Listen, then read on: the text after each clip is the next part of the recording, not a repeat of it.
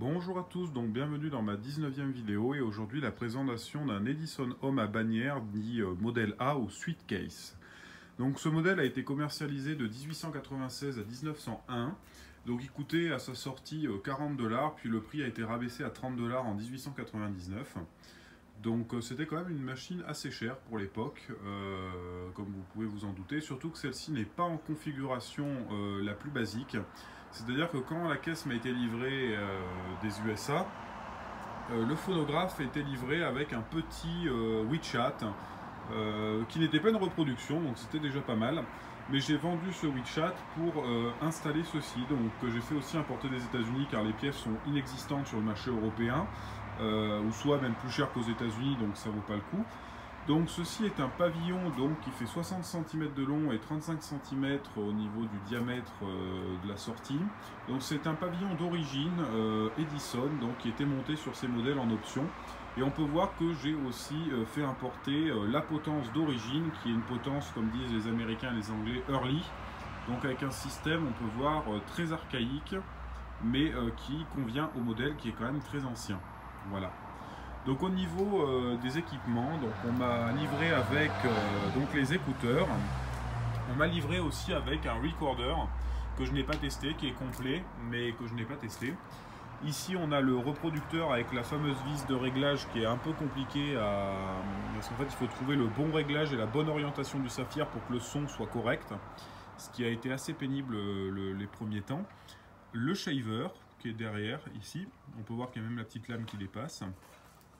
Et ma foi, après, tout ce qui fait d'un Edison un Edison, donc l'espèce de petite porte donc, pour emmancher le cylindre. D'ailleurs, il faut bien faire attention de bien la pousser à fond parce que beaucoup de gens cassaient les cylindres avec ça. Voilà, ils les enlevaient pas, ils la poussaient pas à fond et puis en retirant le cylindre, ils tapaient le cylindre contre la pointe et puis le cylindre se cassait.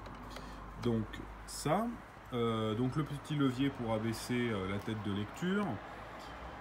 Là-bas, le bouton pour régler la vitesse, le bouton marche arrêt, donc la courroie, le numéro de série commençant par H, qui me semble veut dire que c'est un des premiers modèles, si je ne dis pas de bêtises.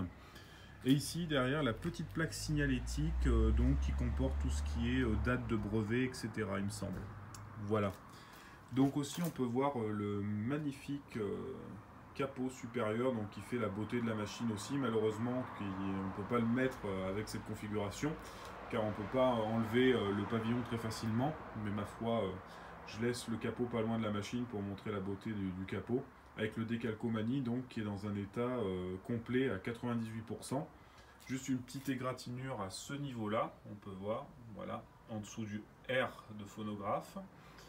Voilà, mais sinon c'est quand même une belle machine. Donc maintenant nous allons passer à l'écoute et nous allons écouter donc sous l'aigle double, donc un cylindre Edison Bell Record. Donc on peut entendre le moteur silencieux de manière incroyable, on l'entend pas, on croirait presque que c'est un moteur électrique.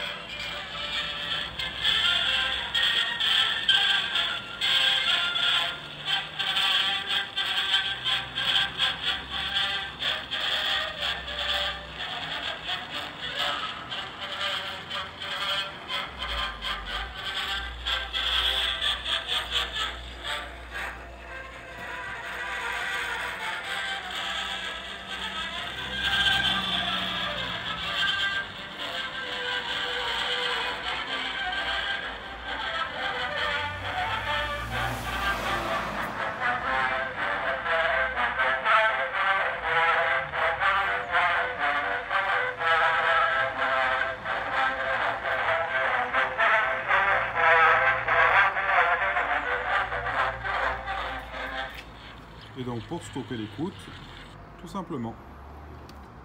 Donc voilà, c'était ma 19e vidéo, donc j'espère que vous l'avez apprécié. Un modèle assez compliqué à trouver en Europe, donc j'espère que ça fera plaisir aux non-anglophones. Voilà. Je vous remercie.